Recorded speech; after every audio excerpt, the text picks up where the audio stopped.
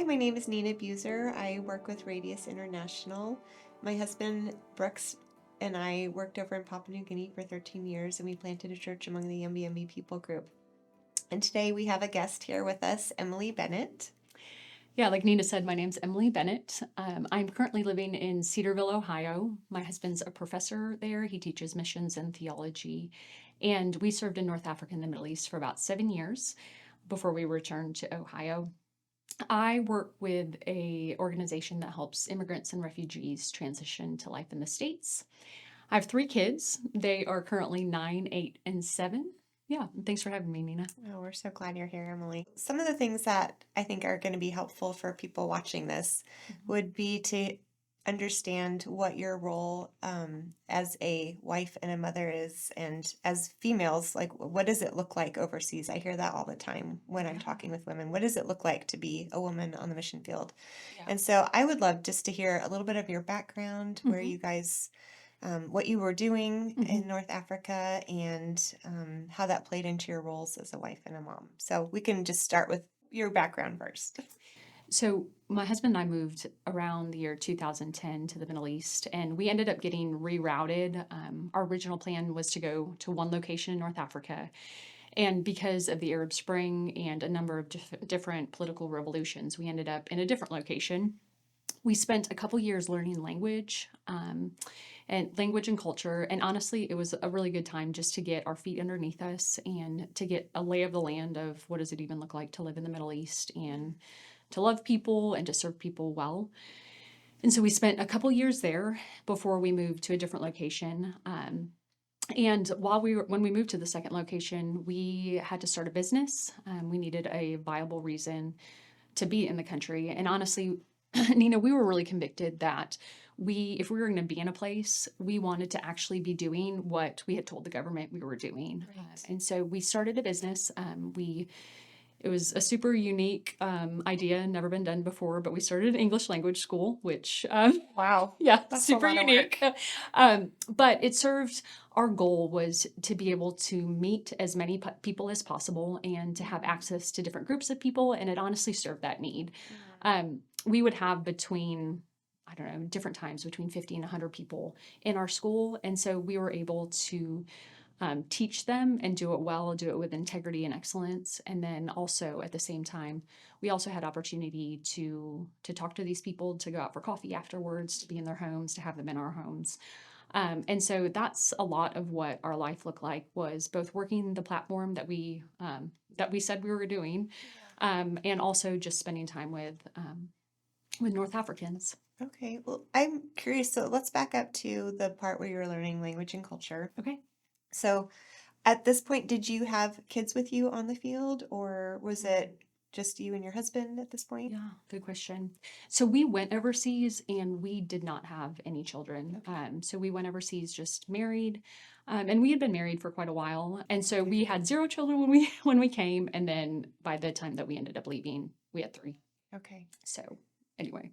So when you were doing culture and language Mhm. acquisition, was that like a full-time job for you? It definitely was. So we were learning Arabic, and honestly, I think with any language learning process, like when you hit the ground, probably the greatest thing you can do is just to dive into culture and language ASAP. I noticed the more I knew and the more I understood culturally and also linguistically, the more I started to love it. And I think that that's a huge piece. I think if people wait, it takes a lot longer to adjust, to make good friends, to actually do the work that you're there, that you want to do while you're there. And so we dove in, and I think a lot of that was honestly easy for us because we were both 100% sold on what we were doing. Okay. And so we both were in full time language. When we were not in language classes, we were looking for every opportunity that we could to use it.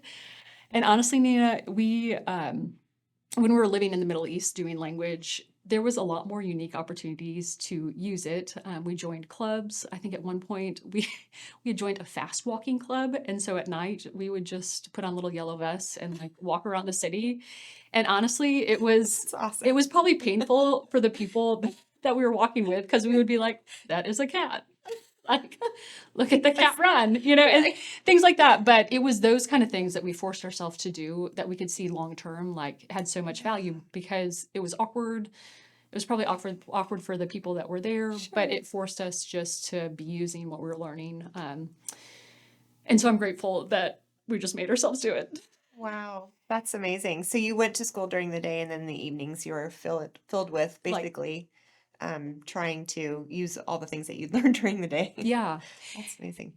And Nina, I like look back at that time and some of it while we were in it, the amount of times like we just spent sitting in a home and absolutely like having the most awkward tea times with ladies. I mean, that's what we did. We just sat there and pointed Yeah. out words that we knew, and over time, by the Lord's grace, honestly, our language grew, and we were able to actually have meaningful conversations. So, yeah, that's what that's what our language learning time looked Yeah. like. And I think in some ways, I had a vision before we left that it would just come, that it would come easily. And language learning is a slow, sometimes very painful process, but Yes. it's very worth doing. Yes. I often describe it as beating your head against a wall because you Yeah. just daily and you have to choose to do it. Yes. Did you ever feel like it was hard to find people to befriend or practice your language with? Sometimes I know language helpers Yeah. can be scarce, and Yeah. I didn't know if that was something that you had to like was hard for you. Yeah. I mean, honestly, we went to a little bit more formal schools in the Okay. setting that we were in. So finding that language person to help us Yeah. help us grow our language skills Yeah. was not difficult. I think finding patient friends that Sure. were willing just to suffer with us as we practiced. Where we were, I can't even say it was really difficult. People were so gracious to Okay. us, That's great. and so yeah, it was not a difficult thing for us. I know Mhm. that's not everyone's experience though. Yeah. Well, there's also peace in being where God has you, I Yeah, think. And even though someone else might look at that as difficult when you're in the midst of it, I think that we find peace in it because that's where we're we're supposed supposed to to be. be. Yep. So, For sure. okay, so then you moved to your second context. Hmm. And tell me about that transition because I know you had mentioned that you decided to start a business and Yeah. figuring out what kind of business to do. And Hmm. I know when you look back and tell a story, you kind of give quick little snippets of things, but Right. there's really a lot of agonizing and praying Yeah. and all the things that go into that when you're looking at Hmm. location and how to even have a viable way to stay there. Right. What was that experience like for you? Yeah. Um, I think just to back up a little bit more, honestly, our church had a very huge role in helping us decide what our end context was going to be. So our home group had asked us very specific, like had asked a group of people that were planning on going overseas to go to this specific location. So actually figuring out where to go was not very hard for us, just because I feel like we were really following the guidance of our pastors. Okay. Um, and so we ended up where we were just out of following the direction of our leadership. But what that actually looked like when we got on the ground was pretty difficult. I think because there was so much political unrest in the time that we went, and also from the specific organization that we had went with, a lot of people had been asked to leave, and so we knew once we got there, we had to like our time was ticking, and we had to get our business started, and we really had to get our feet underneath us very quickly. Okay. And so for better for worse in the culture that we were in, it was really Matt's, my husband's, responsibility to get this business started. And so Mm. we always joke that it probably shaved years off the end of his life because it was such a stressful Right. process. But anyway, that I would almost equate like language learning as well as setting up a viable platform or a viable reason to be in a place as of equal importance, Mhm. because he had to do the hard labor of getting this thing started, he and our teammates. Um, but once it was started, how just the fact that we were able to invite other teammates, honestly, invite national partners into this business, and give them a viable way to stay in a country that, Yeah. um, yeah, that is a closed country. It was so worth the work that was put into it initially. Yeah. Um, and I think honestly, Nina, it was different than we expected. Like I just thought like, okay, before a lot of our training, I just thought, okay, we go overseas, we quick learn language, and then we start sharing, and then people convert, and then churches start, you know. Right. But there's so much hard groundwork that, especially if you're going into a context and there's really no workers that have done the work for you beforehand, no one is telling you what to do. Like, you are the ones like looking at, okay, where do I go to get the stamp that I need to do the next step in Yeah. this process that's really difficult? Or what bank do I have this money transferred? I don't know. Am I signing this? Do I know what I'm signing? It's in a different language. And so there's just so many kind of grueling aspects to the start, I guess, language and business startup that I think initially it does not feel worth it to put the time and energy into it. But now, after having done it and seen the long-term fruit that can be produced out of doing it well at the beginning, I'm really thankful we did it that way. Right. I'm thankful my husband did it that way. Yes. And you couldn't really do the business part of it if you didn't have the language fully down Exactly. either. And Exactly. so that's just such a huge, like you said, groundwork and building block to what you need to keep to get to the next part of pressing into building relationships with people and having that business. I can't Yeah. even imagine how much work that was to Yeah. start that. Yeah. That's amazing. Hmm. So you were in a Muslim I context. was. Yep. What was that like for you as a woman? I know Hmm. I hear a lot of, you hear a lot of negativity about the Muslim Yeah. culture. I'm sure there are things that are warm about it as well. Yeah. But as a Yeah. woman, what is that like in a male-dominated Society. society? I think that a question I am often asked is like, Mhm. is there actual meaningful work that women can do in the Middle East, North Africa context? And it's so funny because I think once I was there, there was so much meaningful work to be done that it was something that didn't even cross my mind. As far as who we worked with, honestly, I worked with women, Matt worked with men, and it was pretty segregated until we became friends with families together. But how eager women, like I had tons of students who were women, and how eager they were to sit in my home or to sit in coffee shops and to for me to hear their stories, for them to hear my stories. I honestly felt like there was more to be done than what our team could do. And so I think that misconception that, like, okay, the Middle East or North Africa is like kind of a man's field, that they're the people that should be going. Matt would never been able to reach 50% of the population. I mean, Yeah. 50% of them are women. And so we saw the Lord working in a ton of women's lives. And honestly, it was something that we often commented, like, women at the time that we were there just were very receptive to hearing, to dialoguing about spiritual things. And then we had a lot more women respond to, like, hey, okay, do you want to read the scriptures with us? Like, is this something that you want to do? And like them being agreeable to that. And so, yeah, as for women thinking about going overseas and going to the Middle Eastern context, I would say, like, know your team well, know for sure that they value you as a woman and the work that you can do. And then you'll have a lot more work to do than you probably have time to do. Yeah, So, that is really amazing because in our context, we were adopted into clans, and so we mhm, kind of had an in through that. But you're starting from like just coming in there and yeah. not knowing anybody, and then Yeah. having to develop friendships. What was that like? What is the process of developing a friendship overseas look like for you? Yeah. A lot of it for us, very specifically, was initially knowing our neighbors, and that's a piece of it. I would say. I think knowing your neighborhood and sharing with your neighbors. There is an expiration date to that, just in the fact that you can meet them and hang out with them, but they're also you have to have ways and access to other people, Mhm. and so really my access to women was all filtered through the school.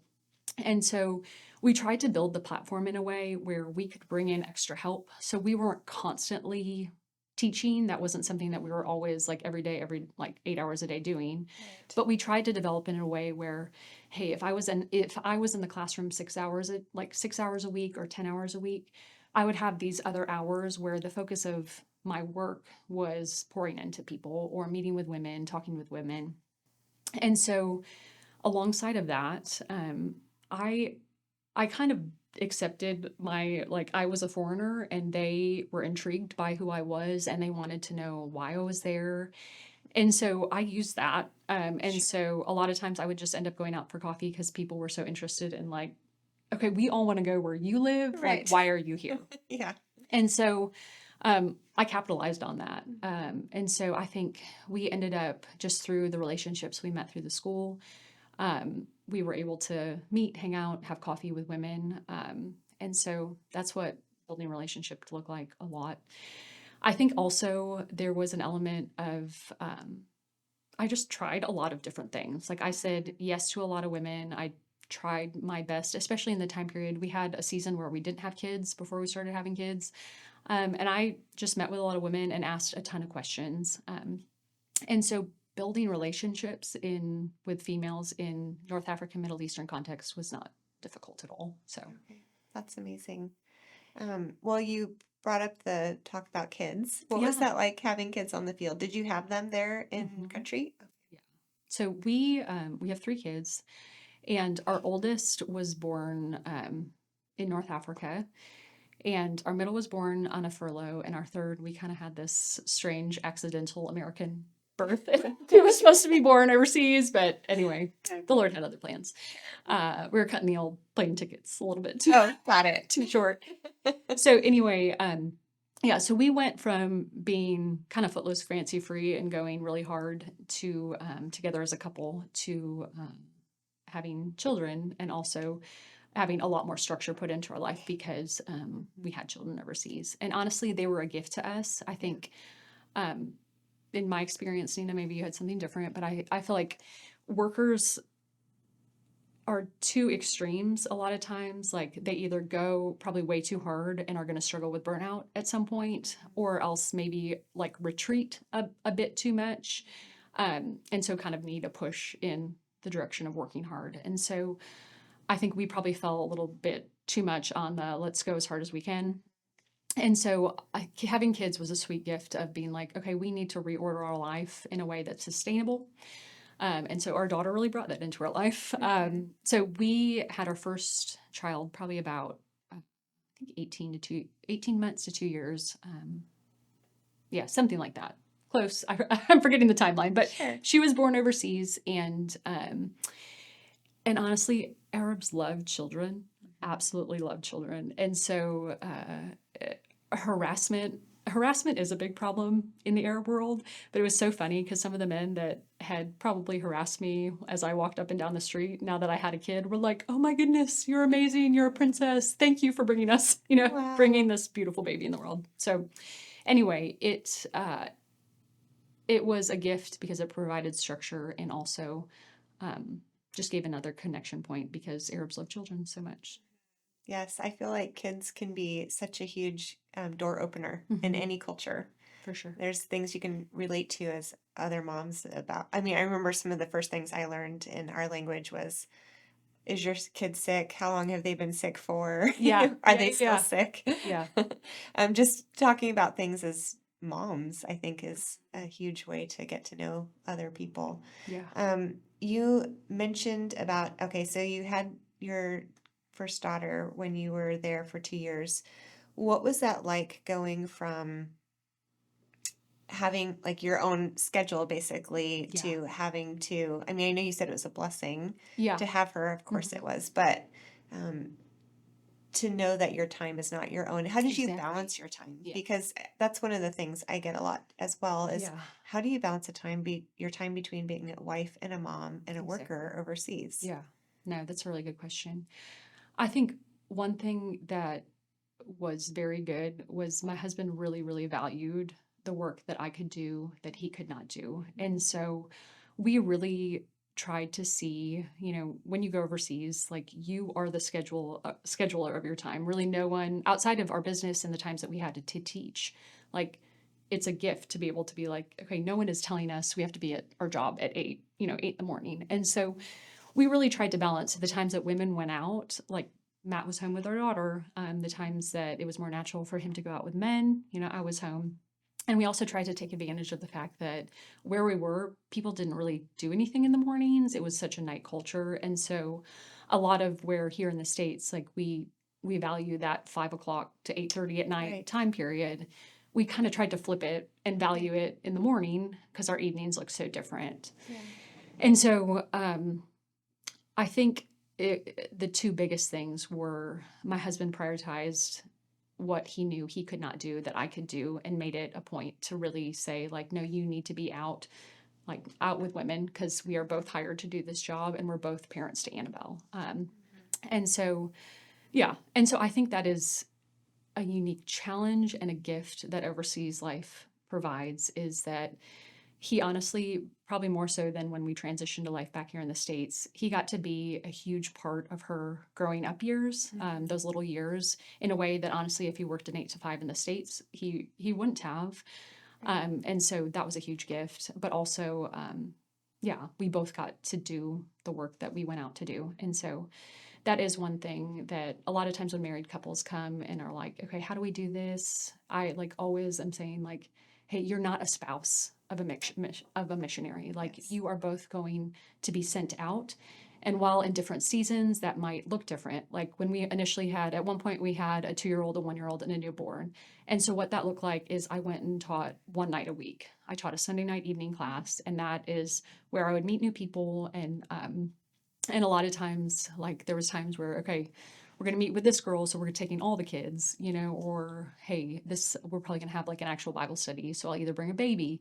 And so just trying to prioritize, okay, like how can we effectively do this and not think it has to look a certain way, or that ministry has to look a very specific way. And we tried to be creative and flexible with what it looked like. And honestly, it was messy. Like there was some times that I can look back and be like, oh, we should have done, this part of her growing up years differently, or like all three of our kids growing up years differently. But honestly, there's grace for those moments. And also, we're thankful we got to do their little years, kind of really tag teaming it back and forth. It was fun. That is a sweet thing. I hear you on the 8 to 5 thing. I mean, when you parent together and in our context, we didn't have any stores to go to or places Yeah. to go other Yeah. than the village and then our house. S- so it was a little bit different in that, but it was so sweet too. The days are full of family and fellowship and being with the people that you're working with and ministering to.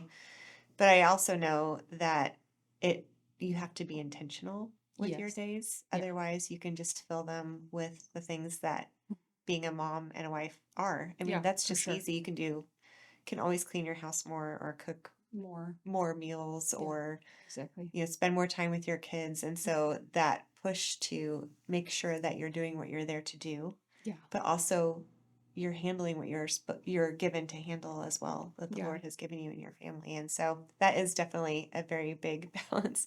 And I think Yeah. flexibility like you said, is a big thing in that. You just have to have a rough schedule and then be willing to die to it. Yeah. Yes. And be flexible, because Yeah. sometimes there's things that come up that all of a sudden here's a cultural event that you're going to go to and Yeah, you were for supposed sure. to be cleaning your house that day, or there's nobody around. So I was wanting to get more language today and that's Yeah. not happening. And so Yeah. I got to figure out something else to do. And so I think that's one thing I always tell the students is you got to have a schedule and then you got to be flexible in it. Yeah. And you have to have purpose to your Right. days Right. and yet also give them over to the Lord. Yeah. Yes, it is a fine balance. One thing I'm really happy that we did was we had all of our kids in like a local preschool. And so that even 3 days a week for 3 to 4 hours, that pushed them to make little Arab friends that they loved. And it also honestly gave me a little bit more time just to either focus on language or go out with girls. And so I think that is also a piece that I think is honestly a contested issue among workers overseas, is like, how do we handle school? How do we handle how much our kids are in culture versus schooling them at home?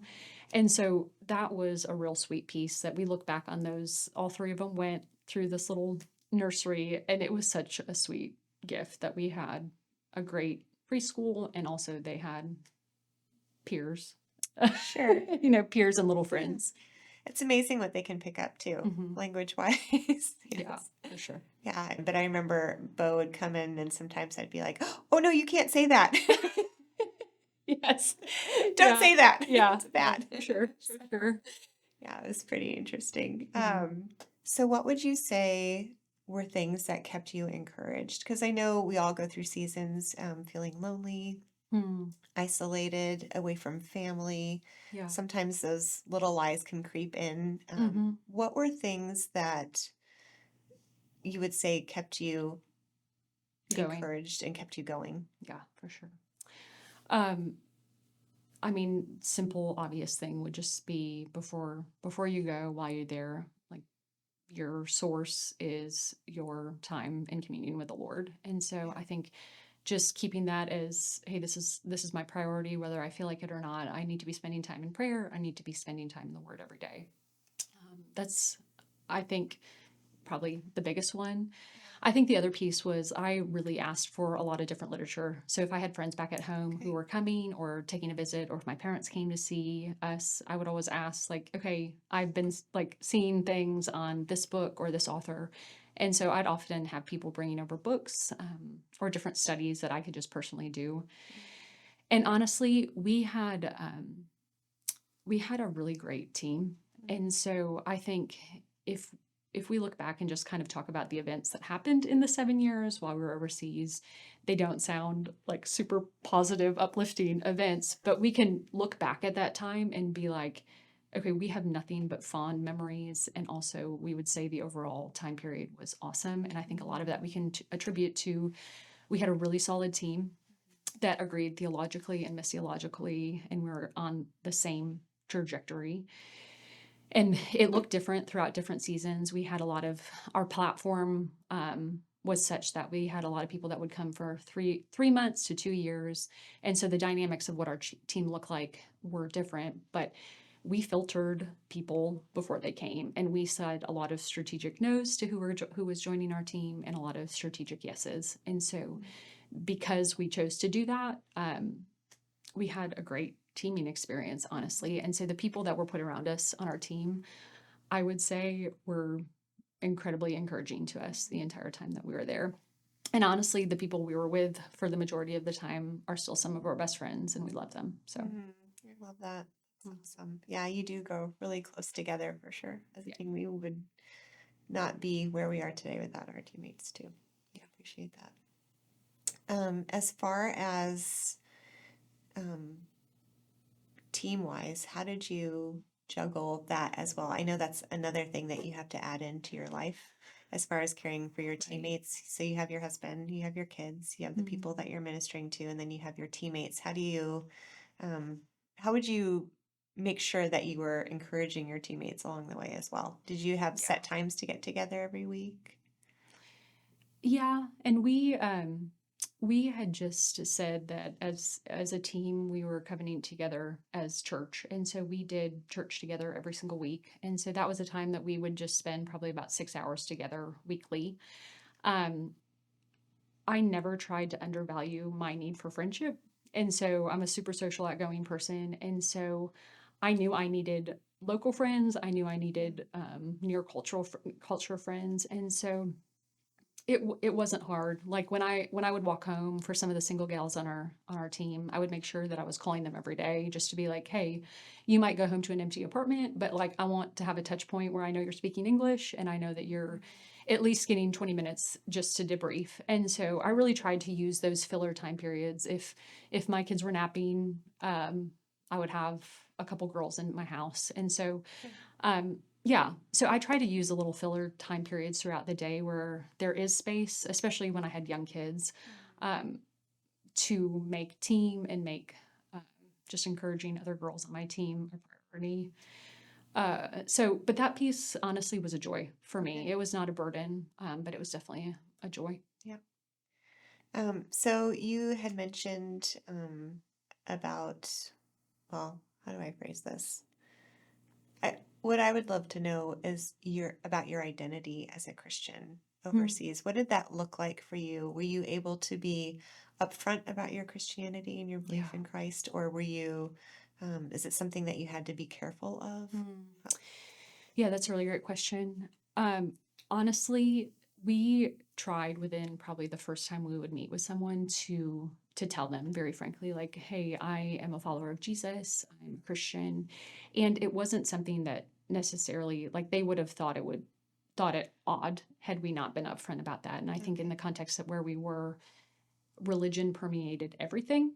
And so it was in their speech, it was in, you know, the way that they prayed, everything like that. And so it was really something within probably the first 10 to 15 minutes of a conversation. I really tried to use that as an opportunity to be like, okay, I became a Christian, which in their context was so foreign just because you were born into a family and whatever family you were born into, that is what you were.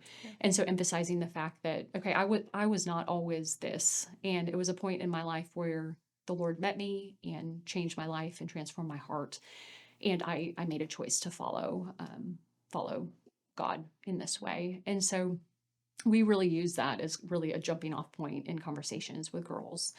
And I would say my husband did this with men, was just to emphasize, no, like our identity looks very different. And it was something I think because locals saw us in community together, they saw that the way that we related to each other was so different than how they related to family or friends. And so it was a question that quickly came up. And so we were pretty open about our identity of who we were in Christ. We leaned a lot more into our job and what we were actually doing as far as our identity there and why we were there. Okay. So that gave you a purpose to be there. Mm-hmm. Because I know you mentioned that a lot of people were getting kicked out. Mm-hmm. So was that something that was kind of always looming over you? It for sure was. And I think in contexts, especially closed countries, I think you can stay a long time until fruit starts to be born, and I think Okay. it's in those seasons and situations where fear set in because to some degree, if nothing's happening, if people aren't changing, like honestly, if you're quiet about your witness of the gospel, like you can stay for a really long time, but that's also Sure. not. That's not why you're there. It's not why. Yeah, it's not why we went, and so anyway. I don't necessarily think that we had to be careful as far as who our identity was, as far as our job goes and our purpose there. We were always honest. That was a piece that we were never going to try and be deceitful about what we were doing in the sense of our job, but who we were in Christ and the fact that we were following Him was not something that we really ever tried to hide. Okay. Yeah. So I actually don't even really know this part of the Mhm. story, but um, how was it that you ended up coming back To to the the States? States. Yeah. Yeah. So we had really kind of come to a crossroads of our teammates who we had been with for a really long time were taking a different job in a different city. And we had kind of come to this point where the load of all of the teaching and all the responsibilities of our center were going to be back on both of our shoulders. And just kind of seeing, okay, that was going to require like us doing that all the time. So the purpose of why we were going to be there was going to be diminished significantly for a very significant period of time. When we saw that, we really tried to push on a lot of different doors as far as platform opportunities went. And we could just see like door after door get closed. And I honestly, it was a bit disheartening for us just because we're like, okay, we are very willing to stay and open to staying, but also we wanted like our next step to be clear. And so if we were going to take a move organizationally or even into a different city, we wanted to be clear. And it was tricky for us, I think, because we're both super decisive people and kind of like, if we think this is the next step, let's just do it. And so we just came up with a lot of no's, honestly. And so together, we spent about 6 months where we would just take one weekend a month, because I think when you feel transition is on in the future, it's easy just to think Check about out. what it is and Yeah. obsess about it. And so we're really trying to prevent doing that. And so we would say one week in a month, we're going to fast and pray about this and have a conversation about it, ask the Lord for guidance, and then not talk about it and live where we are. And so during that time period, we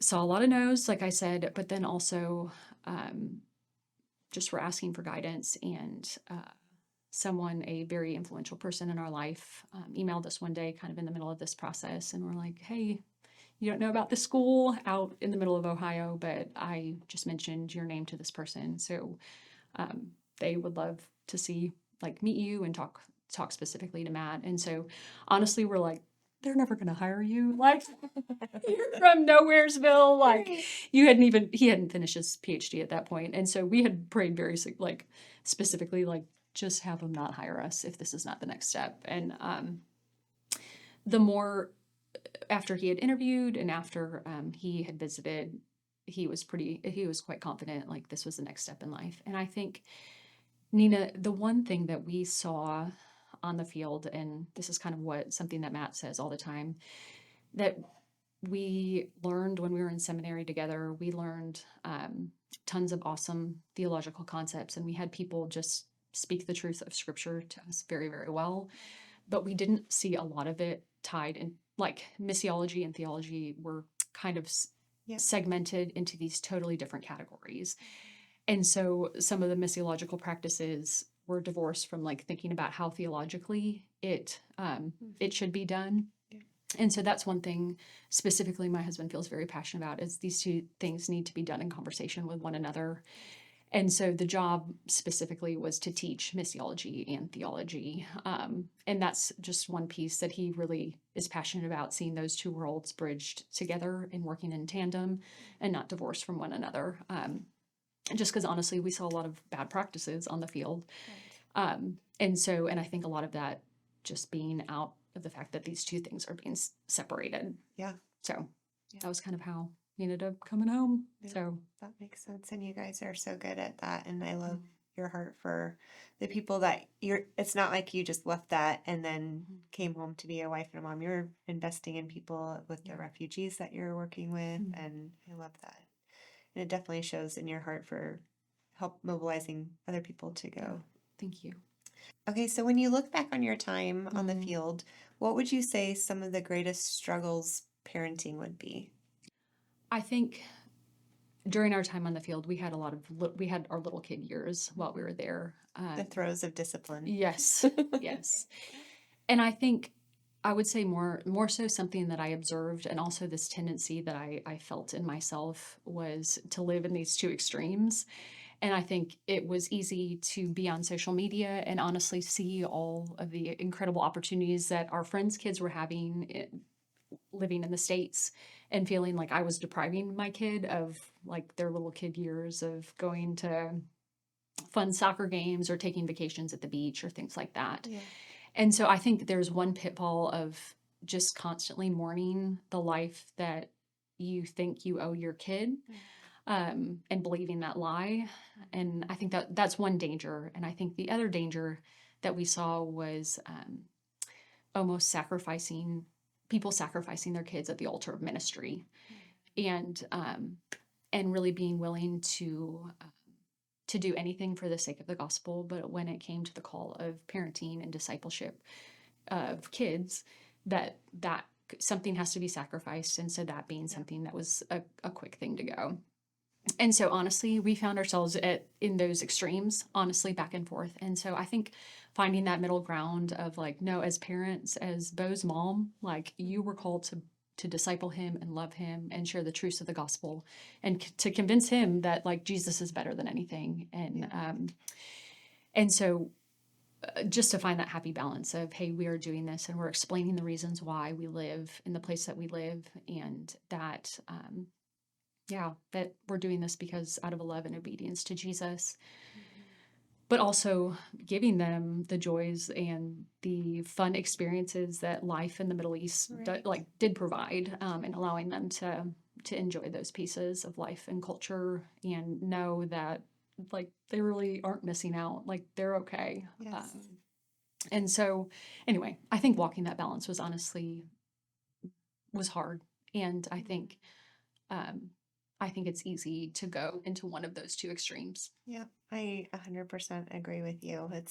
You can fall into the extreme of woe is me. I don't get to do the things. I don't get to see my grandparents. I don't get to play water polo or do whatever. Yeah. I'm missing out on all these. Or you have the other part of you are a privileged son and daughter of the king. You Yeah. get to do this with your parents. What a Yeah. privilege. Yeah. And so I think to find that, push them towards this is something, a privilege that you get to be a part of, Right. instead of the victim that you're Mhm. not getting to be what everybody else is in America Yeah. or your home passport country. Yeah. For Um, sure. and that is definitely something that you want to paint into your kid too. But I Exactly. also see the struggle of the parenting side of it where, you can go full force into ministry and do free range parenting and not care for your kids, but care for the people at the Right. sacrifice of your children. Right. Or you have the everything is about them, Exactly. which, if that's the case, then why are you even there? Yeah. As a Yeah. wife and a mom, it would be so easy to say, I can homeschool my kid at home. I Yeah. can go back with where grandma and grandpa are and be Mhm. around family if my identity is only in what I am as a mom Yeah. and a wife instead of as a worker and a daughter of Christ. Yeah. Which daughter of Christ would be first, but Right. yes. And Nina, you brought this up, and I think what you said, this is a really, really key point. And it's also a hard one to navigate because it's really kind of opening up family philosophy and how do you do family life on the field? And so I said this before, but like that, this is something that I would wholeheartedly believe and say, like, hey, if you are going as a family, as a husband and wife, and you have children, you as a wife are a part of this. Like you are there as a missionary. You have been assigned. I think this is where it gets different than like a pastor's and a pastor's like a pastor and a pastor's wife. Yeah. This is a situation where like you're going, and part of your responsibility as a missionary is to be involved in the work. And so again, I think there's grace for seasons, and I For think sure. that there's certain seasons of life that it looks different and it looks less, honestly. But I think the push to continue to try and be an active part of what God's doing overseas is something that it's something that I always encourage people, like, don't lose that vision. Because like you said, then you want to go home. Then Yeah. there is There's like, nothing okay, keeping you there. yeah, why am I doing this? So anyway, I also think there is a level when you kind of have that mentality, there's a level of trust when hours are limited that I can see and look back on. The Lord gave when we had three really, really tiny babies, and there was very limited hours in my day specifically, that it just put a whole new level of dependence on the Lord of like, hey, I might have 2 to 3 times a week this week where I'm spending an hour with women. Okay, Lord, I need you actually to bring me a woman who is seeking you. And so it was a really sweet time to be like, okay, he answered those prayers. And Yes. some of the times where I was the most fancy, like I could do whatever because I had all the time in the world, like I think I was dependent on myself more so for what I could produce. And it just was in the seasons of life where you have limited time, but you have an abundance of time to pray and ask the Lord to do what only He can do. I think that there is a special dependence that is produced. Yeah. And so, but I think there needs to remain a vision of I am a part of this work. I am Yeah. a missionary as well. I 100% agree. And yes to the praying before you go out and giving your day to the Lord. I remember there are times where I didn't necessarily have a plan. I just had a couple free hours Yeah. and I just pray, Lord, who do you want me to talk to today? And there Yeah. was not one time I can tell you, Emily, that I came Yeah. home discouraged. That's awesome. Every single time I came home encouraged in what the Lord had done. And all the more glory to Him for Hmm. that. So Yeah. that He cares about those things. Hmm. It's so sweet. Okay, so I have two more questions for you. The Okay. first one will be, what was some of the biggest struggles you faced on the field, like looking Mhm. back? And then not just in parenting, but in Yeah. overall in your time there, what would you say kind of triggers your memory of this was a real big struggle for me? And it Yeah. could be in any category. Okay. And the other one would be, what would be some of the greatest joys you Yeah. faced? No, those are both good questions. Um, I think, frankly, I probably kind of quietly went into life overseas, and I would have never verbalized this to anyone, but I think I had the mentality that hey, I'm doing this for you, Lord. Like, I'm not living the American dream like all my friends. Like, my life looks really different. And so, therefore, to some degree, like other suffering should not enter into our lives. And so, that was something that I think had somebody asked me directly if I thought that, I would have been like, no, absolutely not. But I think Yeah. it was just something that internally I kept as this like, hey, we're doing this for you. Like, don't let anything catch us off guard kind of thing. And so about 1 year into our time overseas, we were pregnant and it was our first child, and we got a diagnosis while we were overseas that our child probably had a day to a month to live. And so it was during that season where we had about 4 months where I carried him full term, where I was pregnant with him, but we also knew this was going to probably be the end result of his life. That it was just a really huge wrestling match with the Lord over, hey, like we're here, like we don't have anything, like we're just doing this for you, and like why would you do this to us? And it was a struggle, and I feel like all of the pieces of things that you kind of had mastered theologically of who God is and his role and the role of suffering, I think all came to bear of like, okay, this is actually our life now. And so I think that piece and that season of life while we were overseas, but still grieving a lot, was just a season of wrestling with the Lord. I can also look back at it as simultaneously the hardest, but also the sweetest season of just communing with him. And I think because we were so simultaneously desperate for him to walk with us and to be near to us, just because daily it was so hard. I think that season of life, I would say, walking in a season of suffering, but also doing it openly with people who don't know the Lord, and their understanding of death and the reasons for why bad things happen look very different. Um, it was just hard. However, we got to do it with people that we love, and we had a lot of support around us at the same time. But it's just never easy when all of a sudden the suffering that you read about or you hear about hits home and you're walking through it personally. And so I think that was probably the hardest time for us overseas. I think probably our greatest joy was twofold things. Like during that season, honestly, of grief in our life, and honestly, there was a lot of just turmoil and unrest in the country that we were in. We got to see the Lord doing a ton of things in a handful of different women. And so I think that there is a sweetness when you can see, okay, I am just doing what I can do. I'm reading and studying the word with someone, but it's the actual work of the Spirit convincing them that Jesus actually is the way, the truth, and the life.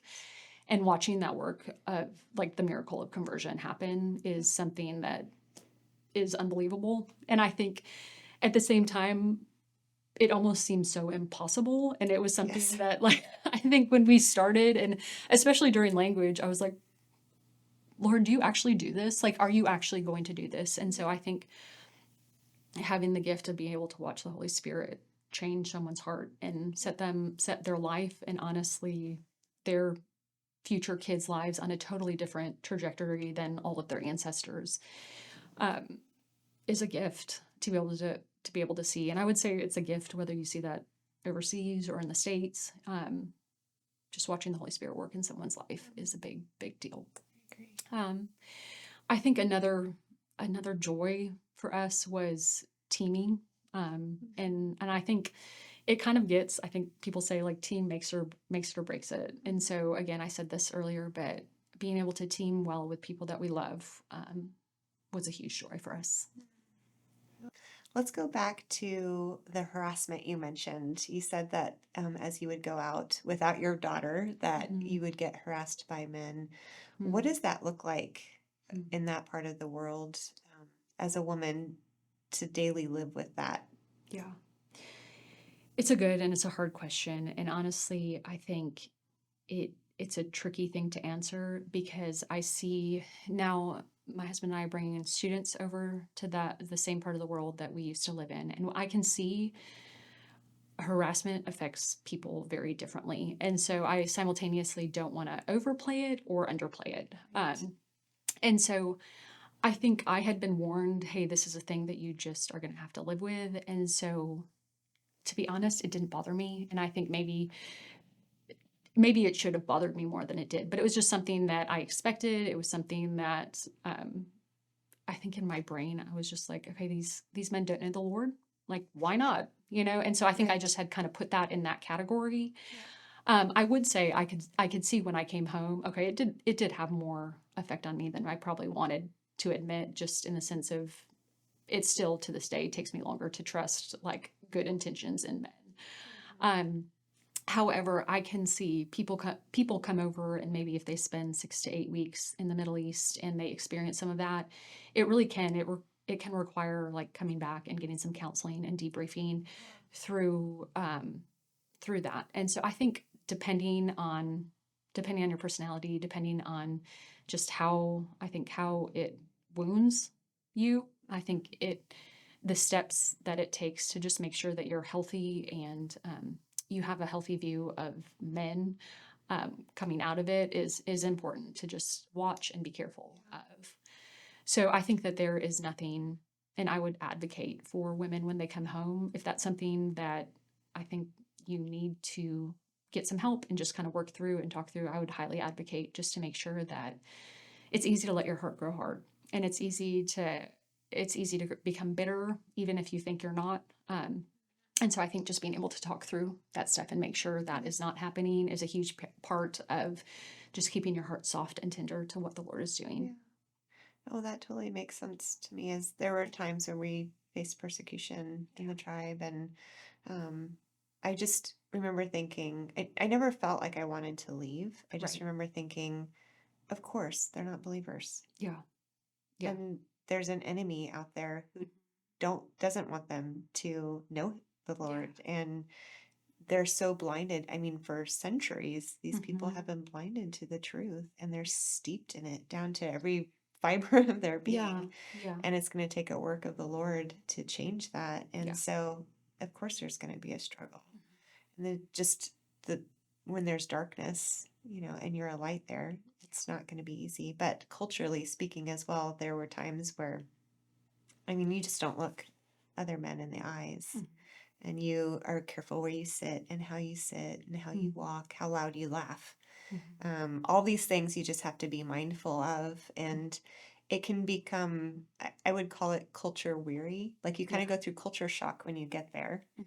And then you have like culture stress, when those big events happen. But then I think the day-to-day things, when you're like constantly having to think through something that's Yeah. against your own home culture and how Right. you grew up and your worldview, Yeah. to it just becomes weary. And Yeah. I think those things can kind of wear on you. I remember coming home and just running. Yes, I could go somewhere by myself. It Yeah. doesn't matter what I looked like. I could wear shorts and a tank top and be just fine, and Yeah. nobody cared that I was there. And just having that freedom, but it does wear on you It for a does. while. Like if Mhm. you're not careful, I think that's one thing I always encourage people to make sure you're getting breaks Yeah. from the culture. Mhm. And then sometimes when you're in it, it feels so heavy, and then you Mhm. come out of it and you can go back in and go, okay, this isn't as much as I thought. I can do Right. this again. But Right. to get those breaks are super helpful. But yeah, Mhm. culture, it can definitely be hard. And then to add the harassment side of Mhm. it, sometimes we tell people just expect it and Yeah. be okay. It's okay. Like they're not believers. It doesn't mean that you don't have to wear the victim Yeah. hat. Yeah. You For sure. can put it aside and know that this is just something in an event that happened. It doesn't Mhm. define you, I Mhm. think, or mold you. Yeah. Although sometimes I know it does wear on people, and depending on the person Mhm. and where they're at. So I don't mean to make it blasé or Mhm. Yeah. seem unfeeling towards that. But I think there's a preparedness that you kind of have to go into to set yourself up for the best case scenario. Yeah. So Yeah. there's that fine line, I think, and every Mhm. person is different, like you said. Yeah. But And I think not to like put a plug in for Radius or anything like that, but I do think that there is an element like if you are prepared well, and if there's certain if you are trained in a way that, especially I think when you're with a group of people getting preparation and training and just knowing like I'm not alone in this. Like there is this group of people who we may be going to different parts of the world, but we're probably all facing similar things at similar times. Like there is just a preparedness that you can have for those kind of things that may blindside you. You may react totally different than you expect to react, but yeah. Yeah, it definitely is for sure helpful. Sorry, I lied. Do have one more question Okay. for you. What would you say to women Mhm. who are considering going to the field who Yeah. just aren't sure if there's a need for them? Mhm. I hear people say, I don't know. Well, one, I don't know if this is something that the Lord has for me, but the other Right. is, I don't know if there's a need for me overseas. Yeah. What would you say for a woman asking about that? If there's a need for them to go? There's a need for you to go. um, yeah, I think I said this before, but honestly, 50% of the world, I think right now, statistically, is female. And I Right. think, especially in some of the most closed areas of the world, and I can say this confidently with North Africa and the Middle East, women are going to reach women. Men are not going to be able to do that. And so there is a massive need for single women and for married women to go and live and work and share and sacrifice. And so I would say the need is just as great for men and women in overseas work. I think it clearly looks different. I did not work with North African pastors. Like my husband did a lot of that. He did a lot of the business setup. But honestly, um, I feel like as a woman, I got to reap the benefit of my husband having to do a lot of this really, really hard, tedious work because I got to live in the fruit of it of, Mhm. hey, I'm going to work in this business that you set up and I'm going to use this to meet women and to access them and to be able to share with them. And so, yeah, the need is great. Really, thank you for being here and pouring into the students. We appreciate you and Matt so much, and Thank you for letting us all go. that you're teaching and encouraging them. The students have loved spending time with you. So thank you, and please come back. Okay.